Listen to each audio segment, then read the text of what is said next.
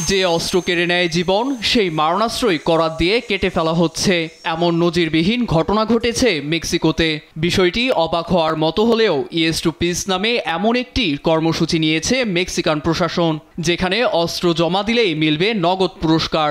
এমন খবরে এলাকা জুড়ে হিড়িক পড়ে অস্ত্র জমার। উত্তর আমেরিকার অঞ্চলটিতে হরহামেশাই বন্দুক হামলার খবর আসে, যা গেল বছরগুলোতে বেড়েছে কয়েক গুণ। বর্তমানে মেক্সিকো সরকার সংঘাত নিয়ন্ত্রণের অংশ হিসেবে হাতে নেয় এ কর্মসূচি, আর প্রশাসনের এমন পদক্ষেপে স্বস্তি জানিয়েছেন স্থানীয়রা। আমার ঘরে থাকা অস্ত্রটি ধ্বংস করতে এই প্রোগ্রামটি কার্যকর মনে হয়েছে, কারণ এ দ্বারা পরিবারের যে কারো ক্ষতি হতে পারে। আর এখানে অপরাধের পরিমাণও বেড়েছে, যা সামলে দেওয়ার মতো প্রয়োজনীয় পুলিশ নেই, তাই নিঃসন্দেহে পদক্ষেপটি কার্যকরী।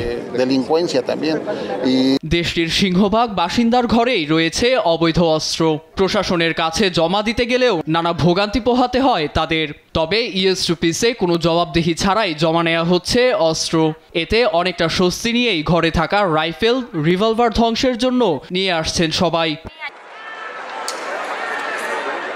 রয়টার্স জানায়, প্রতি বছরই মেক্সিকোতে অবৈধ অস্ত্রের কারণে হত্যা ও আত্মহত্যা বাড়ছে।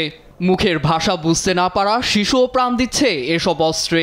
অনাকাঙ্ক্ষিত দুর্ঘটনা এড়াতে প্রাণপণ চেষ্টা চালাচ্ছে মেক্সিকোর প্রধানমন্ত্রী ক্লাউডিয়া শেইনবাম। প্রোগ্রামটির মূল লক্ষ্য ছিল শিশুদের হাতে বন্দুকের পরিবর্তে খেলনা তুলে দেয়া, সহিংসতা নয়, মানবিকতার শিক্ষা দিতে শিক্ষণীয় খেলনা তুলে দেয়াই আমাদের মূল লক্ষ্য।